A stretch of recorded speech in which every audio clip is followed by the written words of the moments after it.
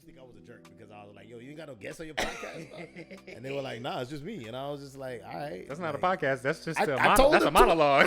I told them, I said straight up, I said, I'll be your guests.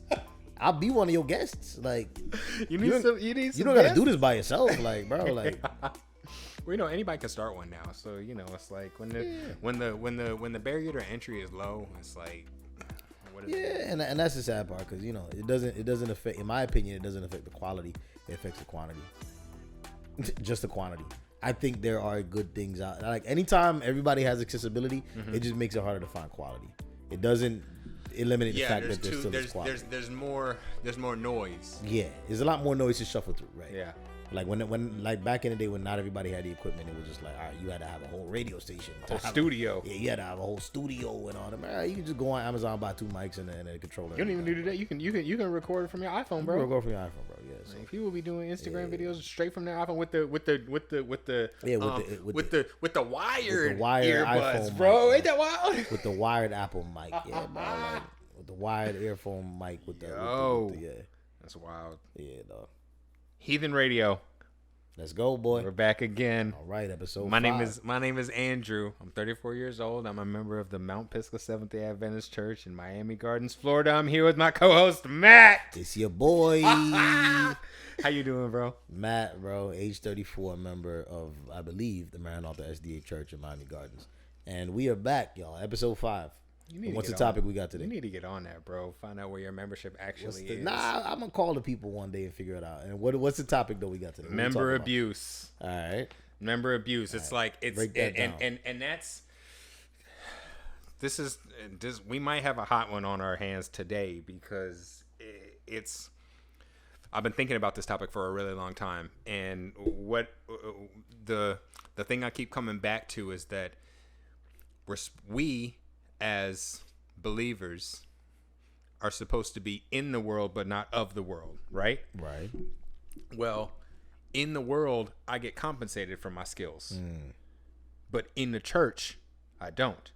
Especially when it comes to musicians. And like last episode we talked a lot about music, and I've got members of my own family that are very musically inclined. I mean, my parents and my aunt and uncle were in a quartet. They did their own thing. One of my aunts is like a prodigy when it comes to the organ. So she be up there. Okay. But she definitely doesn't get paid for what she does. And as much as I hate to say that, like that. If I were in her situation and I had the talent that she did, I would consider that abuse. Cause it's like I'm a member of this church, and so it's expected that I'm just gonna do this, and I don't know where that came from. Like where did that idea?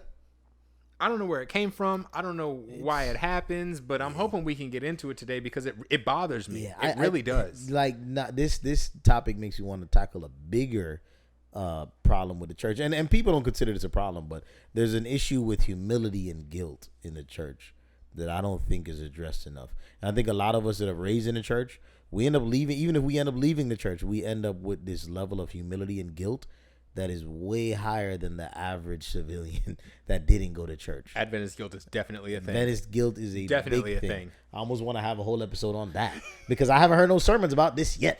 Okay, but when I tell you humility and just giving and asking nothing in return, we understand. Like, and I think we all know at this point that's the culture of church, and it's something I really appreciate is that people will open their homes for you, their loan their cars, whatever, money, like I've known people that have come to the church with not a shirt on their back and have left with more than they can say they wanted, because of the generosity of the people in the church. Okay. So the generosity of the people in the church is unmatched, unrivaled.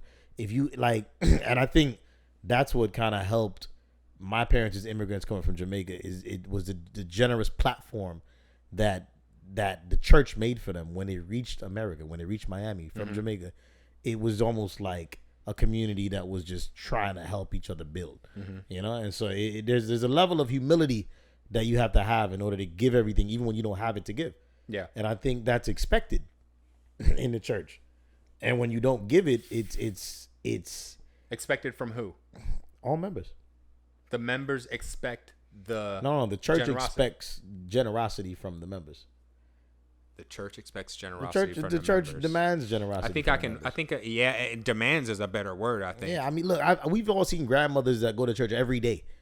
You think I ain't gonna lie, some of them ain't really trying to go to church every day. And they be, bro, and they be giving checks to the church, bro. What you there on Tuesday for? What is it? Bible study Wednesday. So what are you there on Tuesday? It's not just time. It's not just money. It's also time. And it's mostly time. Giving time. It's mostly time. I mean, we talk about 10% offering, but it's not just money. It's a lot. It's mostly time. There are people that are at church every day. I mean, every day, and it's because someone in the building is requiring them to be there every day. I saw my grandmother before. Someone she in passed. the building is requiring another member. You're saying that another member is requiring them to be there every day. Maybe the church board, maybe the pastor. Who knows? I don't know. I don't know who's asking them to come. I mean, and not to say that they don't want to be there. It's just like, I mean, and to be honest, some of these people enjoy giving their time, but I think it's like it almost becomes like this weird. Like, I don't even want to use this word, but it's a slave mentality. Yeah, right? Where they're being used every day for the church services. And they're not giving anything in return. Now, I'm used to going to churches and giving without expecting nothing in return. I can talk about a history of things that I've done for the church and never got compensated, never expected money out of it. Mm-hmm. And I did it out the kindness of my own heart, and I knew that this would benefit people. I did it to benefit the people. I knew that people needed it. There was a gap in there, and I did it to help people. I can give you multiple examples from now. All right, I believe that. Let's start with the earliest on both of our ends, but I'll start now. Let's start with the earliest examples of the church asking us to volunteer. Right? All right, let's start with the earliest examples. Let's see. So as a kid, I've been earliest example. You're asked to when you get to a certain age, maybe teenager or so, you're asked to do maybe a scripture reading. Let's just start light. Just do a little. Just do one thing in a divine worship service. Yeah, read Matthew 7:7. Tell everybody to stand, read it. This has been the reading of God's holy word. Yeah. Close the Bible, go back to your seat. That's it. Once they got you on that, they said, "Oh, we could take it a little further with it. We could turn this up a notch. We can get more out of this little man. We can turn this up. Like, he did that pretty good. Let's turn it up." Yeah. And then they say, "You want to do you want to do children's story?" Mm-hmm. And it's like, that's level 2. Children's story level 2. You might be like 15, 16. You just aged out of going to children's stories, so it's like. And if they get you on that now, then they got you praying. Like, oh, you're doing intercessory prayer next and the offering. Okay, and then it's like, all right, now you doing praying. Now you doing offering. All right, now guess what? You a deacon now. You a junior deacon. Yikes. You coming to church matching with 58-year-old men. Yo, that'd be a slippery slope, bro. You a junior deacon now. So now you collect an offering. You a junior deacon. Slope for real, yeah, bro. Now you a junior deacon, and next thing you know, it's just a history of. As I said, it's time, and then now you in the choir. Mm-hmm. Let's make them join the choir. And not to say that they don't want to. Yeah, it's not to say that people don't want to do this. Now you got to go to praise team rehearsals on Tuesdays. So now you at church on Tuesday. You coming on Tuesday? You might as well come on Wednesday for prayer meeting. You got Wednesday prayer meeting. So then it just like it becomes this cycle where you look up and you're like, I'm at this building every day. My brother, I'm here every day. I'm here more often than I'm at work. I went from part-time to full-time worshiper. I'm a full-time worshiper every day. A full-time worshiper is crazy, bro. Like, I'm putting in more hours in church than work. Like, dog. Like that, so there's like a snowballing effect with the volunteering. And as I said, and most people will tell you, like, I have no problem giving my services to the church. As I said, it's the culture. It's and not to say that I really genuinely feel like these people that do these things, they want to do it. Mm-hmm. But I think we have to acknowledge when the church is abusing the talent. Yes, because that happens, and that's what I was thinking about when you were talking, is because, like, it's a slippery slope. Number one, okay, it's like it goes from low investment to high investment kind of fast, it seems like. Yeah. And so if you as a member don't, I'm gonna say this, put your foot down and be like, nah, then they will You give them an inch, they will take a mile. Yeah. You know, and if you give them a mile, they'll take 2 miles, type of thing. You know, because and I don't know why that is. Part of me kind of thinks that the reason why that is because because the church doesn't pay anybody. They don't put anybody on salary to do all these things. You know, everybody in the congregation is doing it voluntarily. Yeah. So, you know, if you're not doing it voluntarily, then that means it kind of means something's wrong with you. Right. That's kind of and it's not something that's said out loud, but that's the crazy thing about it. Like that even though it's not said out loud, it is definitely a real thing. And this is the guilt part I'm talking about. This is the culture of guilt that I'm talking about. That's in most churches. There's a culture of guilt where it's like, well, you don't want to give your services to the Lord. Why not? What's wrong with you? It's like, you know, it's just like it's if you don't want to do it, it's your problem. You know, it's just not. No, it's not your problem. It's a problem with you. Yeah, it's a problem with you, right? Like you're refusing to share your talents with the Lord. You know, like, and it's just like. I've been guilted as a kid to doing things, and I've done it and been like, I'm not doing this ever again. You know what I mean? I'm not doing this ever again. I said, but back to the last episode, we were talking about music. And as I said, in my church growing up, they would teach kids in the church how to play the instruments that they wanted played. So, you know, it wasn't difficult. It was mostly piano back then, maybe the organ. So they had 3 or 4 kids that were like prodigies at this thing. When I was growing up, like early in 8, 9, 10, we're talking like 98, you can pick them out early. Yeah, no, I mean, these kids were like playing hymns, reading hymns in the hymn book and playing along with notes at the age of 12 and 13 perfectly, you know? So a lot of the time in my church, the talent was homegrown, and it was recycled and you know, that kid taught somebody else, and he didn't, somebody at the church taught him, and this like it was recycled in the church. It was a beautiful thing, you know. It was a beautiful thing. And it was just like, it was almost like it was a recycling of talent, because they wouldn't have that. It almost feels like they wouldn't have been that good at it if it wasn't for the church. So it's almost like a giving back circle of like, I'm good at this because of the church. Let me give it back to the church. Yeah. You know, and then they age out. They might move out the city or whatever. And then, you know, and then the next generation takes over. But that stopped happening in my church after a certain time or point. What do you mean stopped happening? It stopped happening. They stopped teaching the kids how to play the instrument. The cycle broke. At some point, the cycle broke. I can't say what year, maybe about 10 years ago, but at one point, I came to the church and I'm like, hey, yo, who that? At one point, I came to the church and I was like, yo, who's that playing the piano? I ain't never seen this guy. I've never seen this guy. Like, I've never seen this guy. He's good. He's really good. But, like, who is this guy? Never seen him. So, what, you think they were paying him? Yeah. Come to find out, they were paying the guy. Was he a member of the church? No, he was. I think that's the thing. Like, and that's the thing. Like, it's a package deal. You know what I'm saying? It's like a gym membership. Well, you know what I'm saying? Right. Well, I don't know if I agree with that, bro. Because I can think of, and I don't. As much as I hate to be a guy who's pocket watching, you know, it's like when it comes to the church, it's like, yo, if you're paying money to an outsider, I'm using air quotes when I say that word. If you're paying money to an outsider to come into the church, why not invest that money into a member? Yeah. You know, like give compensation to a member to be like, so in the situation that you're talking about, you come back to a church and you find an outsider on the piano that that the church is probably paying. It's like, yo, there's got to be somebody in your congregation who is willing to play that same instrument. Okay, if the church were to approach that member and say, hey, listen, why don't we write up a contract? You do this. A week is 52. A year is 52 weeks.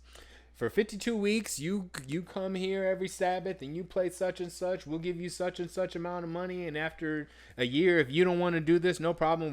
You can break the contract. We'll talk to somebody else about doing the same thing. But like, keep it in house. Isn't that the whole point of like a congregation? Is that you keep it together? You know. So and honestly, money talks. Money talks, man. And the church got it. The church got money. Let me tell you something about this, man. And this is where I realized, like, oh wow, this backwards.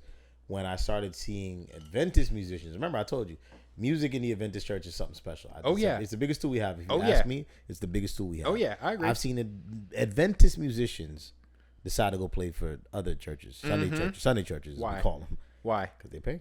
because they paying. They're not paying. They're not Sunday paying for their local churches church. are paying. They looking at the Sunday church, and they're getting paid. They paying bread, bills bro. off of the Sunday church, and they pay well too. They pay well. They pay Yeah, very well, they you pick up enough Sunday churches, you could make a living off of just being a they musician. understand. Yeah, you can make They a living off of understand. it. They don't. They like, and I'm not.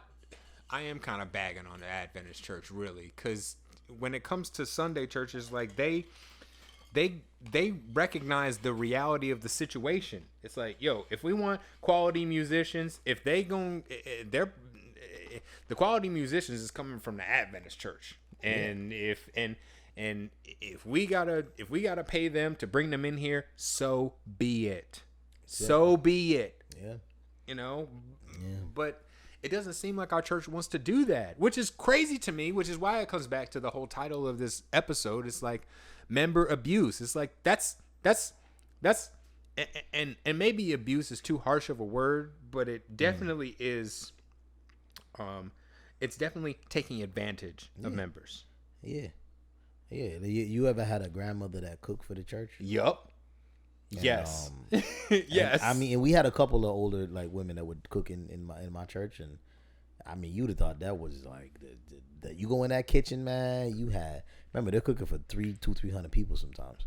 Mm-hmm. You go in that kitchen and it's a workshop. Boy. Oh yeah, it's a workshop. Oh yeah, they sweating. They starting. They got they starting aprons at on. Sabbath school Yeah. to have the meal ready by the end of divine. And I remember worship, a lot of the bro. time you couldn't cook on the Sabbath, so technically you had to have that food. You ready. got to have it already cooked. It was You gotta already cook cooked it by before. Friday. That's what You got to I'm saying. heat it up first. A lot of the time it was already cooked on Friday. They were just throwing it in the oven and heating it up. You know what I'm saying? Like, but sometimes there was the real cooking going on. Right, in there. but the what am I thinking of?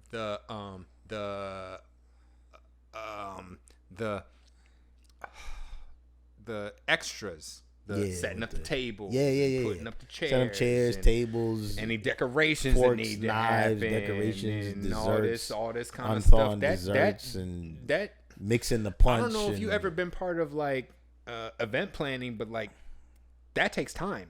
Oh yeah, that stuff takes time. As I said, just like the things that we're doing on a weekly basis in the church are things that people do 3-4 times a year. You know what I'm saying? Hours, bro. Like as I said, imagine you're going to a concert every weekend. That's kind of what the church is. A live band every weekend.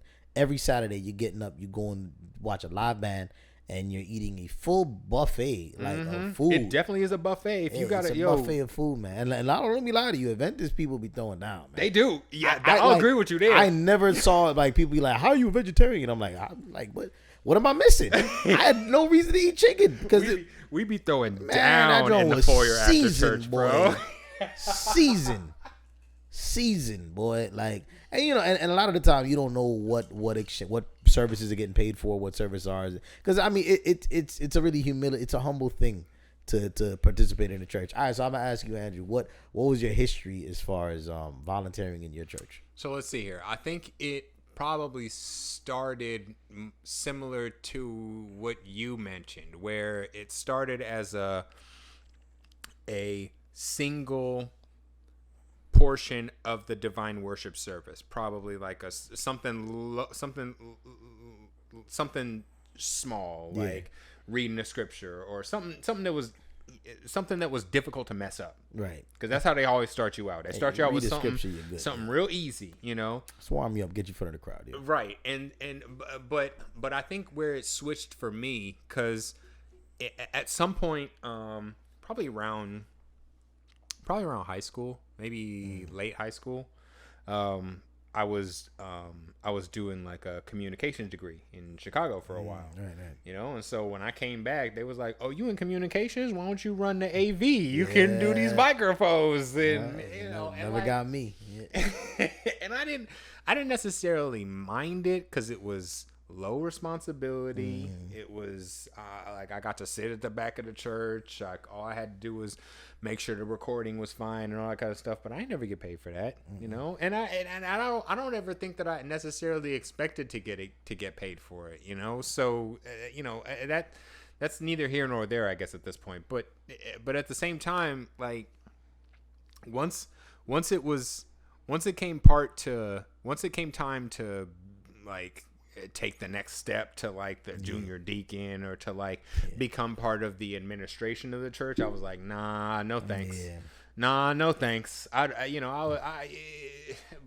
I mean, heathen radio is what we call this thing. But this has been going on for a while for me. I've been like, I gotta be here. Yeah. But I ain't gotta do anything. Yeah. So that's where it stopped for me. That's where the responsibility stopped for me. Yeah. Is because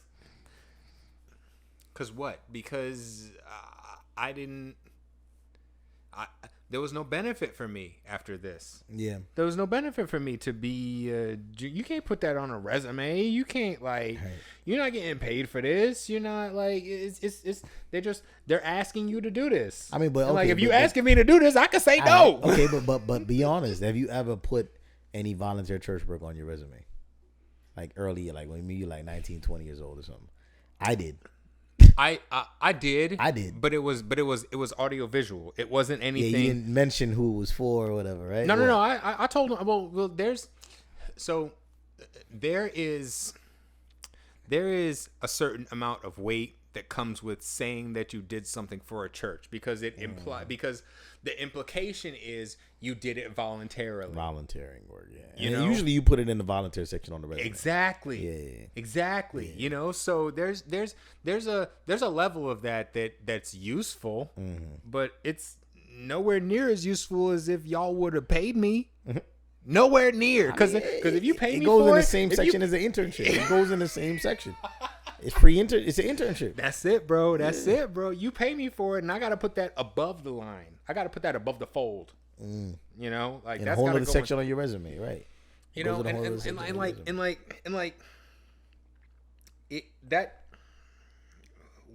There's a certain part of me that is a little disappointed that we as a church don't take advantage of those things more. Yeah. Of being like, yo, listen, we not only are we gonna pay you, we're gonna put you on a contract. We're gonna do this. We're gonna be in the world when it comes to these financial matters. Yeah, but we don't do that. And I say but I'm not necessarily in the administration. Yeah. They in the administration just expect you to do it. They expect you to volunteer. Bro, and I got another story. Yeah, that sucks, man. Man, look, I got another story, and this was recent, by the way.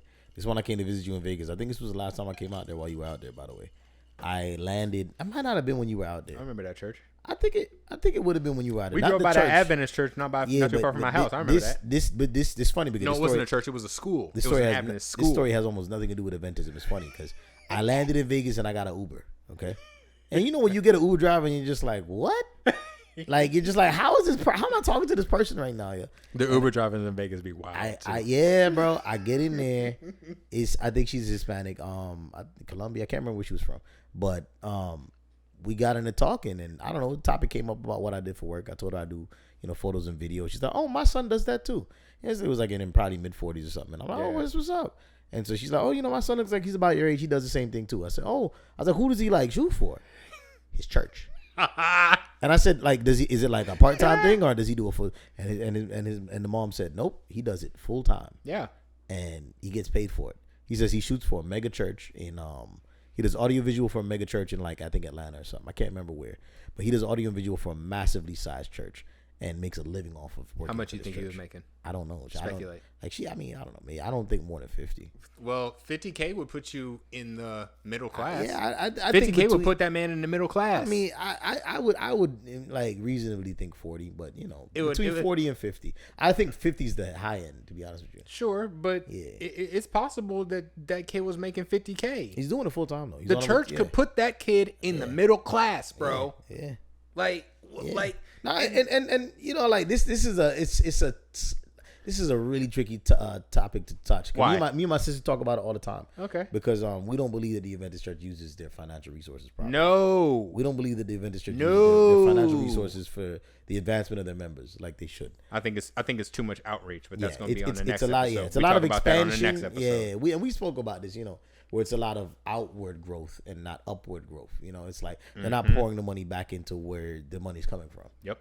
It's spreading like horizontally instead of going vertically. I as a member don't see that. Yeah, as I said, we're not seeing the effects of what the money we give to the church happens, you know. And so I mean that we have a whole topic for that. But boy, like this is a really touchy subject because everybody gets weird when they talk about. Well, everybody gets a little finicky when they talk about money.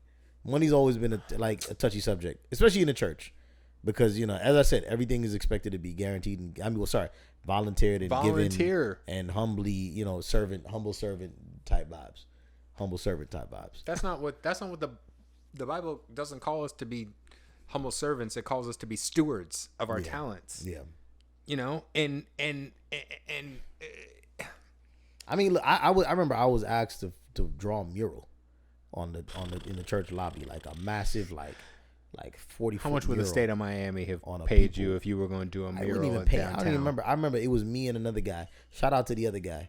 I ran into him in London. I promise I ran into him. Shout out to the other guy. I'm not going to say his name. Shout out to the other guy. I ran into him in London, but he was a kind of artsy guy too, and he was I think he was going to college for art or something. He was a little older than me, so I think he was an artist. Yeah, he was already going to art school. And he was an artist. Yeah, he was an artist, and I think he came back for the summer, and they were like, "Yo, we want you and him to paint to draw a mural in the lobby for this special service we're gonna have at church."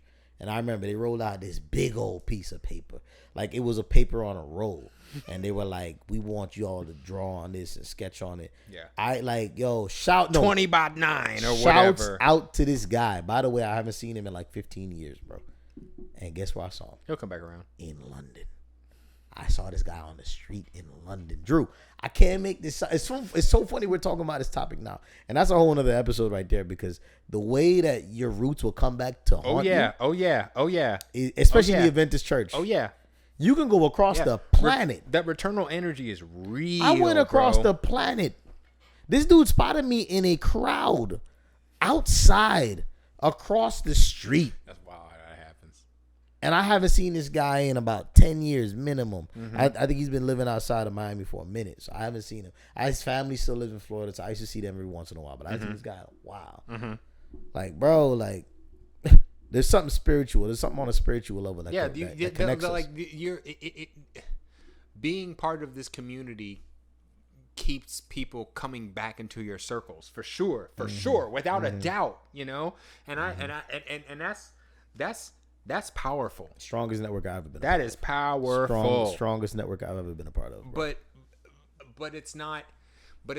We don't capitalize on that. No. We capitalize on the guilt first. Yeah, it's guilt first. And it's why? Why?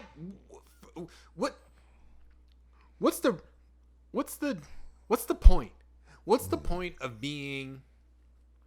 What's the point of being the stick instead of the carrot? Because that's what it is. Yeah, that's really what it is. It's like I say we when I say we, what I mean is specifically the administration. Okay. Yeah. So I'm not in the administration of any church, so I'm gonna say they. Okay. But they focus on the guilt first of all. Right. The what's the word? The obligation second. You're a member of the church, you are obliged to give your talents to this church. Mm-hmm. That's number 2. And then what? There's a third one somewhere that I can't. That I don't know. I don't know what it is, but it ain't good. It definitely ain't good, and it could be so different. That's the part that really frustrates me about this whole situation. Is that this whole topic of the abuse of the members that are in your church. It's like it doesn't have to be this way. Yeah. It doesn't have to be this way. We can y'all could change this. Yeah. Y'all could change this overnight. I mean, it's done on a conference level. What does that mean? And I'm curious. I really wonder what and as I said, this is a topic that I don't feel like I could speak too much on because I don't know what happens behind these closed doors in these board meetings where they decide to, okay, we're gonna go outside and look on the street for a musician and stuff. Like, I don't know when that conversation starts. I don't know if it starts with money as a priority. I don't know if they know a guy that knows a guy that says he'll do it for a certain amount. Like, I don't know how the negotiations happen as far as where these churches are finding members to pay when they refuse to pay their own. They're not members. Yeah, no, when they're fired. They're non-members. Well, they're making them members to play in this church. I'm gonna tell you that right now. I don't know if you have to become a right member now. of a Seventh-day Adventist church to play the piano in a congregation of a Seventh-day Adventist church. My church, I believe that's the case. So when I used to volunteer, me and Mike used to volunteer. We volunteered with a church in Indiana, and they made us become members because we were helping out the Pathfinder Drum Corps. So I mean, I can imagine that if somebody was gonna play an instrument, that they'd have to be a member of the church. Were they paying you? No, they weren't paying anybody. So then, You know that. so if they were paying you, does it? If there's money exchanged, I don't think that you have to be a member of the church. Like, the church is structured like a business, and we know this. It's the church board.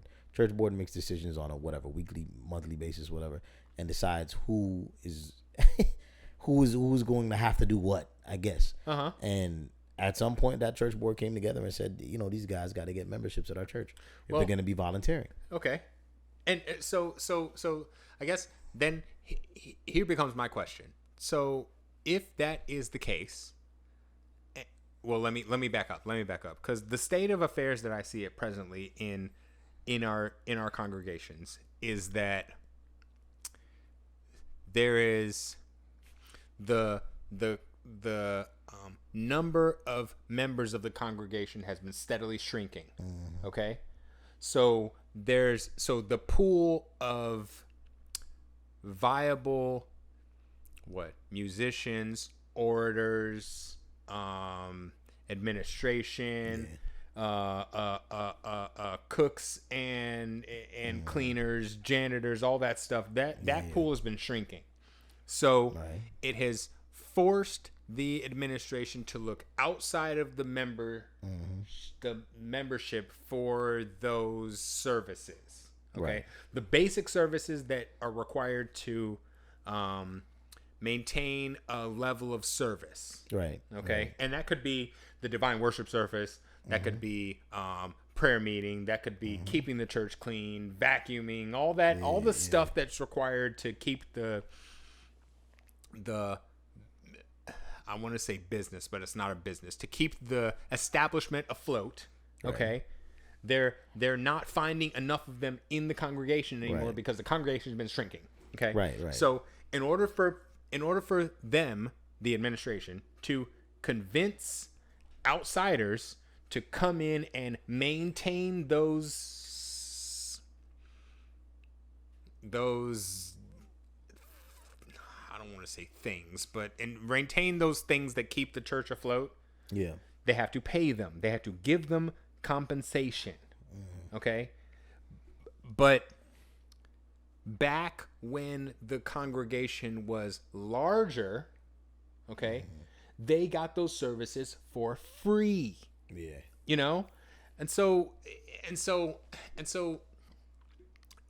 And I'm not mad at you. I'm not mad at you giving I'm not mad at you receiving.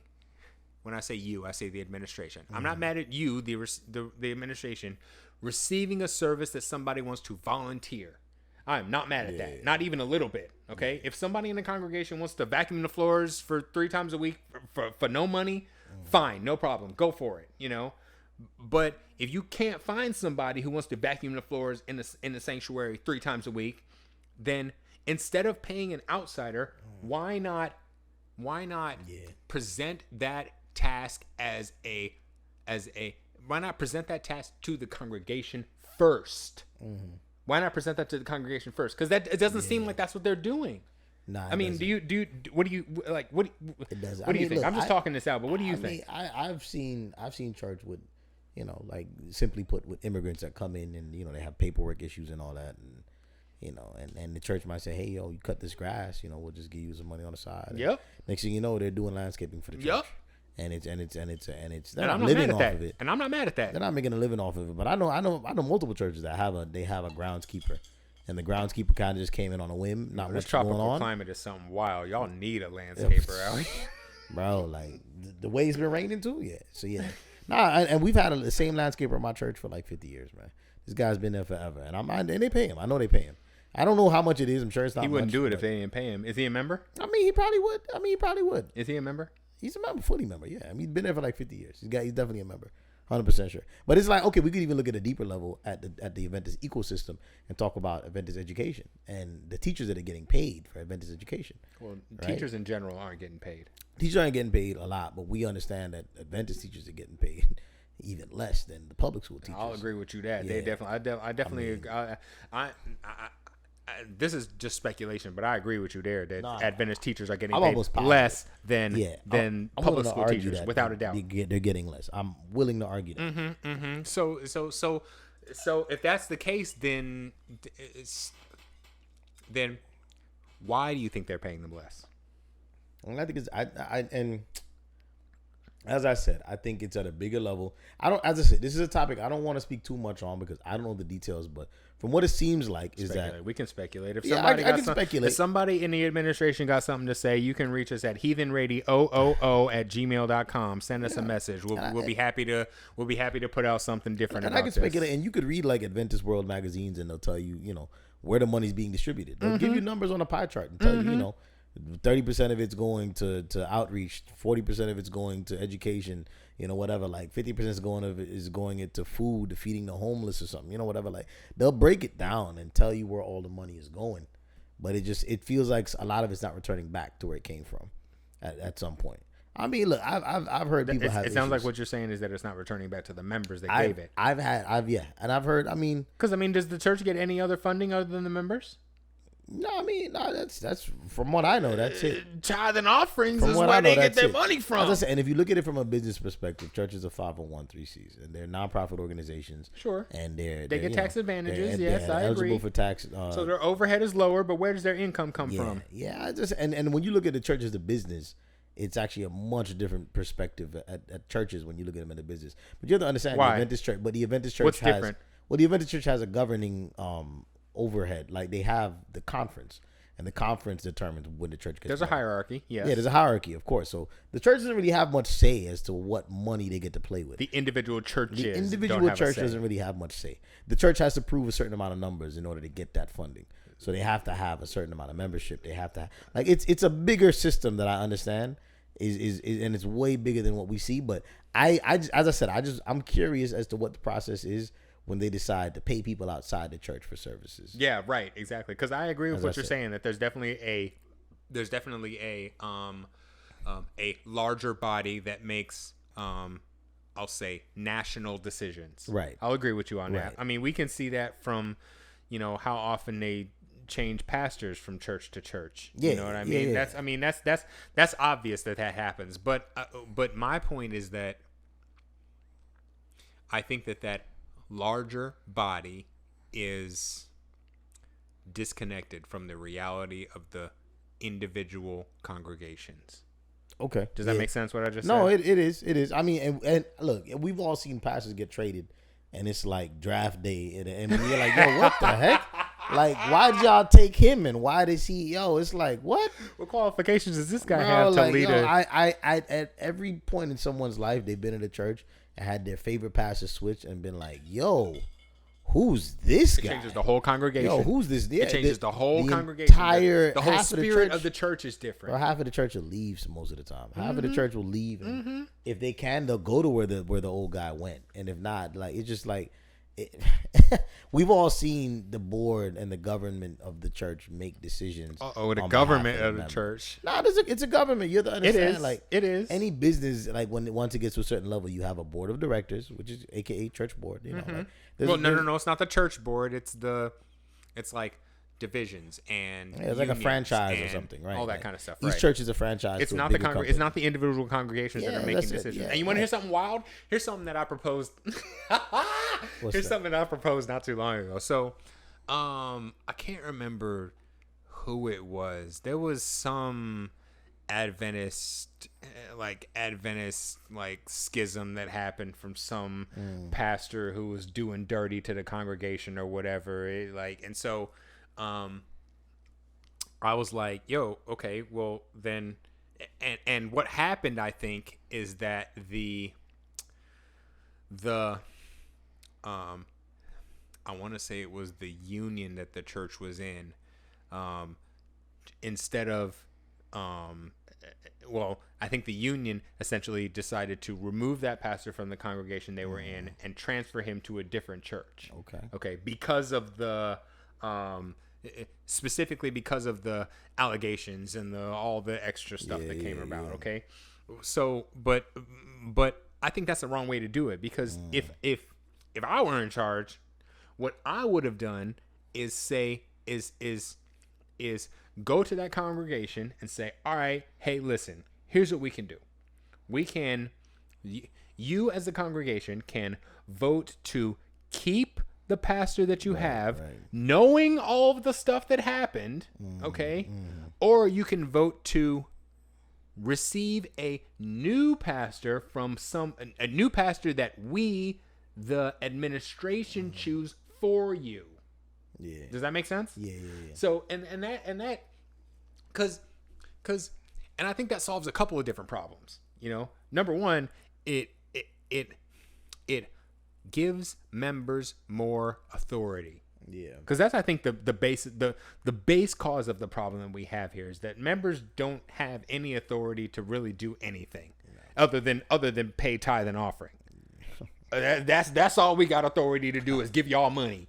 You know what I mean? And that's cool, but like what is it? Taxation without representation is illegal in the United States.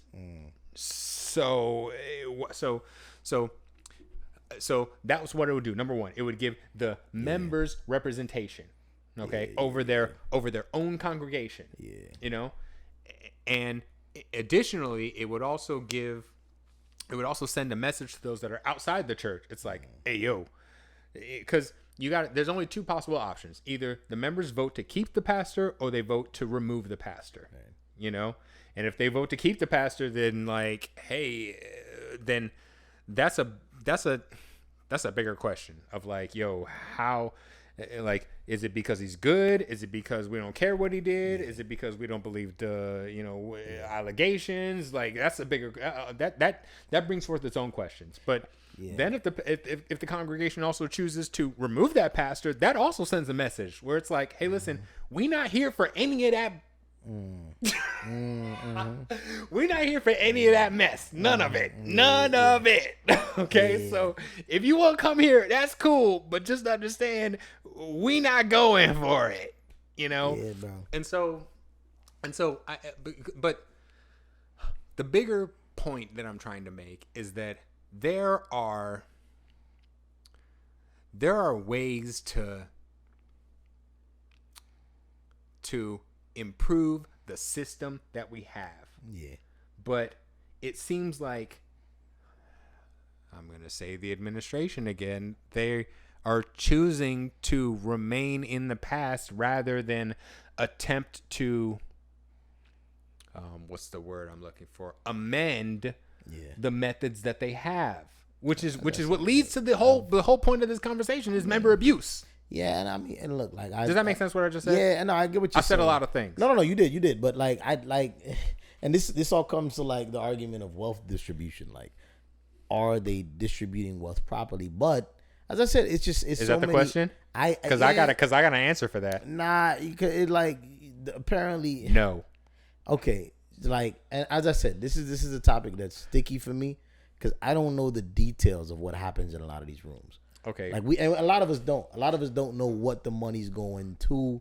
But as I said, I've seen a problem. But I've seen a problem. But I've seen Sunday churches with pastors with Rolls Royces and Bentleys and private jets and jumbo.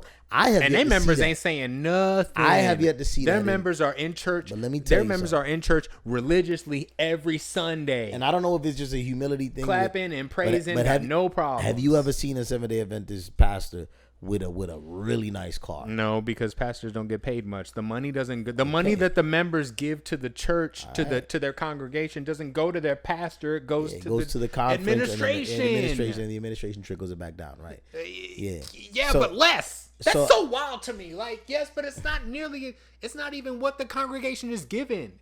If you said, "Hey, listen," so let me if you went to a church and somebody told you, "Hey, listen, the 10% that you give plus the 10% of offerings that you give at this church go directly to the salary of the pastor of this church." Okay. Yeah. The 5% that you give in offerings goes to the administration. Right. Okay. I think that would be a better situation than what we have now. Whereas the entire 15% goes to the administration and they choose how much gets dispersed back down to the church. It's a trickle back, man. It's a trickle back. That's crazy to me. That's crazy to me. Yeah. It's something that I think the church will reformat it, because I really like to see religions like kind of figure out financial stability, because Seventh-day Adventism has money. Seventh-day Adventism has money. Yes. Like we are owners of like the biggest health network in the entire like U.S. We got money. That's true. Like the Advent Health is. We definitely got money. Like, there's definitely money in the Adventist church. And this is all comes back down to, as we were saying, wealth distribution. Like, is the wealth being distributed properly? And I think they're trying to figure that out. But as we said earlier, I think it's more about expansion and spreading the gospel. I think that's the priority. It's like, if we're gonna give our last pennies to some little like town in Indonesia that we can minister to and build a little church in Indonesia where there's no church, they're gonna put the money towards that instead of bringing it back to the church and building up the actual church. Why? In the city. Why? I think, as I said, they're more looking at spreading laterally than vertically. They want to go outwards instead of upwards. They're not trying to build towers. They're trying to spread influence. So I think you have to look at the priorities as where the money is going in the church. But as I said, this is just me talking about. As I said, and I think it's. We don't know. I ain't never been in no. As I said, yeah. I can only speak on so much about it because we don't know. We don't know what's happening in these rooms. Okay, so let me propose a hypothetical to you. Yeah, what's up? Okay, so let's say that I'm just going to use this word again. The administration decides that instead of focusing on outreach, which we're going to talk about next episode, okay? Instead of doing that, they focus on building up, not out, which means investing in the well-being of the members of specific congregations that are already established. Okay, and that can mean a couple of different things. In my own sanctified imagination, I see it as being, number one, specifically, it would have to be financial education, specifically as it comes to financial vehicles for the families and members of the congregation. It's like, that would take transparency on both sides. It would take transparency from the administration, and it would take transparency from the members of the congregation. Right. Okay, fine, cool. But I mean, you mentioned 501c3s before, right? Yeah. I mean, that's a tax advantaged institution. Right. That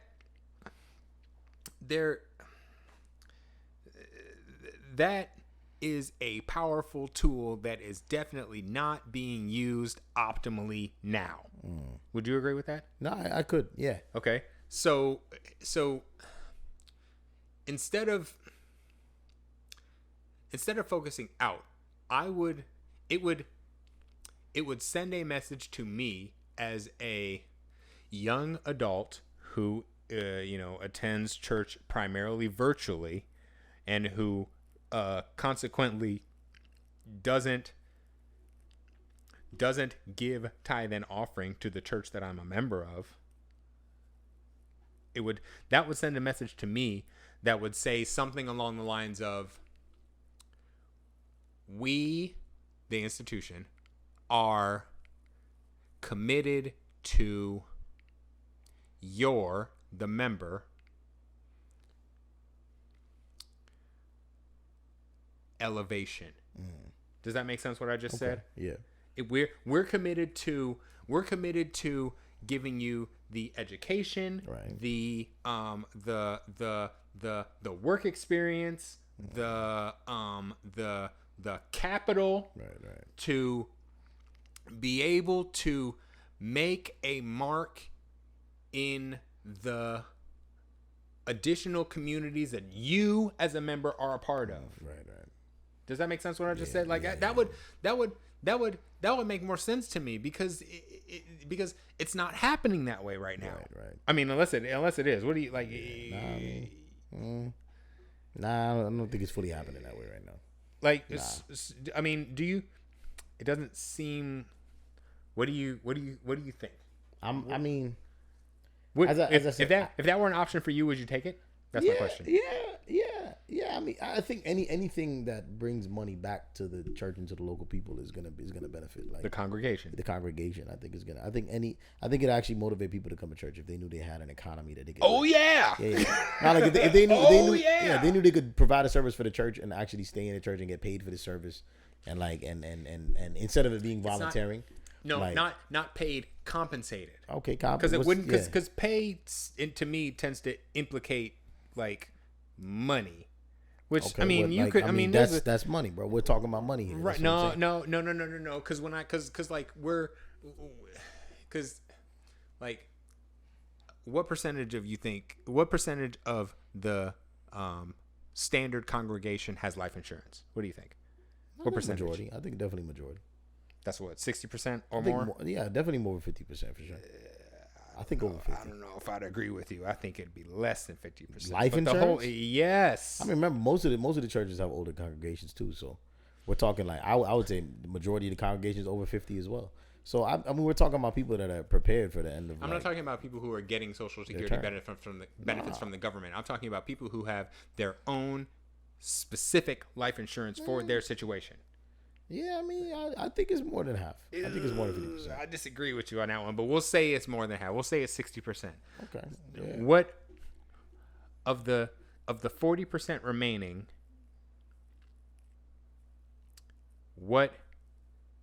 How many of those do you think are over the age of 50? Does that make sense? My question. Over the age of 50 that don't have life insurance. Right. I think probably a good majority of that as well. So I said the majority of the congregation is going to be over 50. So. That's like the majority of the congregation is going to be over 50. In most churches. Okay, I think I agree with you. I think there. over 50% of most events. I think I agree with you there. Are going to be 50 and up. Yeah. But it's so my point is that it's definitely not an optimal ratio. Right. It's definitely not an optimal ratio. Right. Like there are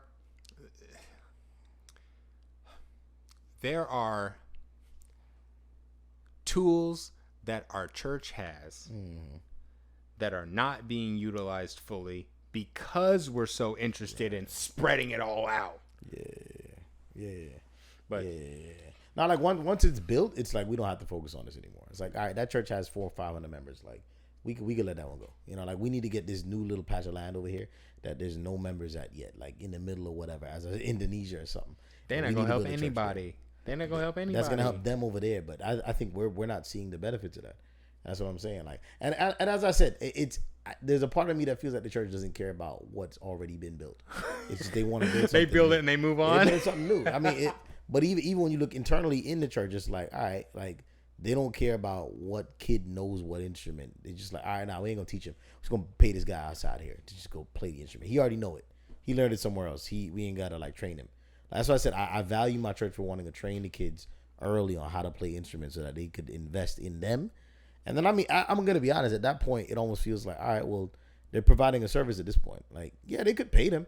And who knows, maybe if they paid them, they might do it longer because a lot of these guys got older and they decided they wanted to just go. You know, they wanted to move, whatever, start a family. Who knows, go to college. and they left, and nobody was left to play the instrument when they left. So it's like, who knows? Maybe they were getting paid for it. They might have stayed a little longer. It's just like, I mean, that would be a reason to stay. It would, but you don't see a lot of that money flow that's going into the church coming back to the members.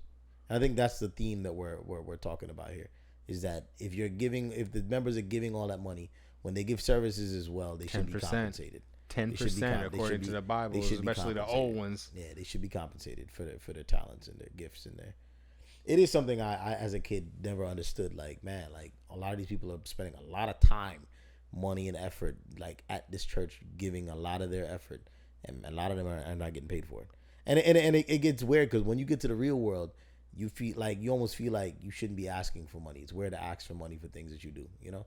Especially well, you don't have to ask for in the world. You don't have to ask for compensation. Yeah, I mean, but I had an issue when I started photography. It was a hobby for me, and then I had to transition into starting to ask people for money, and it just felt weird. It just like I never got over this feeling because I did so much work for my church locally. No, I'm serious. I did so much things for my church. Never asked them a dime, and nobody offered it for one. Nobody ever asked me, "Hey, you want this $10?" Like nobody ever came to me and was like, "Hey, you want money for this?" I have to be honest. I actually left my home church to go volunteer with another church to help them start a drum corps with a small group of kids. Mm-hmm. They had about 12, 15 kids, and they wanted to start something. It was a perfect group of kids. They had drums. They just needed an instructor. I talked to the director, and I ended up helping these kids for like a year or two. Took them to competition. They actually got like a second place. You know, and they weren't like crazy skilled because they just started learning. But well done. Yeah, but this was a volunteering thing on my behalf because I knew that there was a gap that needed to be filled. Nobody else was going to do it. Yeah, and I knew nobody was going to do it, especially not for free. And it was, and this is this.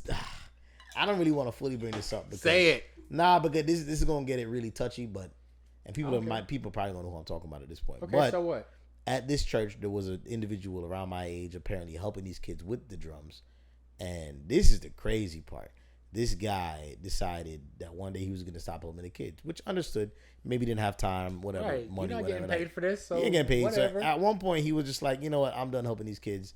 I'm going to steal their drums. I'm going to steal their drums. Steal the drums? He put as many of the drums as he could in a pickup truck, apparently, and drove off, and they never saw him again. And so when I got back to that church, the Pathfinder director was actually starting a fundraiser, and she just raised enough money to buy like half of a new set of drums. Yeah, because I think he took like half. He only took what he could fit in his pickup truck. And so this was a really bad like charity case, you know, like, and I felt like this was an opportunity for me to help, and I'm glad I did. And I got and you know, it's funny because I never been one to ask for money for it, you know, and I was doing it for a different church, you know, which is usually when people get paid for these kind of things, and I never asked for a dime. And the director was so nice, man. She used to just always give me like a little 50 here, a little 60 here. Every time I came and helped them practice, like after that brings practice, you back. It's like you need some gas, right? You need no some problem. gas, I got you. She give me the dap up. No problem. I got you. Right? Yeah. She give me the dap up. Like get yourself some gas. Get you with the okie doke in the hand, right? It's like $60, $50. You know? And so like that was, I had never had that feeling from doing volunteer work at a church before. Mm-hmm. That's probably the first time anybody's ever put money in my hand. And this was recent. This is like 5 years ago. It was the first time anybody's ever put money in my hand for helping at the church. I believe that. And so, you know, like as I said, it's a weird feeling when when I started photography, it was like, and you know, and then I got to a certain point where I started asking for money for it. It just felt weird because usually the things you do as a hobby, especially as a kid and growing up in the church, they're just given for free. You know, like you give your talent apparently, and you just hope God's gonna bless you back. That's it. Like there's no compensation involved. There's no money exchange happening. So, as I said, hopefully this changes in the future. Hopefully people can. I mean, it'd be great if somebody could have a full-time job just going to church. You know, wouldn't that be crazy? Yo, like if you could go to church and be decently middle class. No, I don't have a job. I work for the church.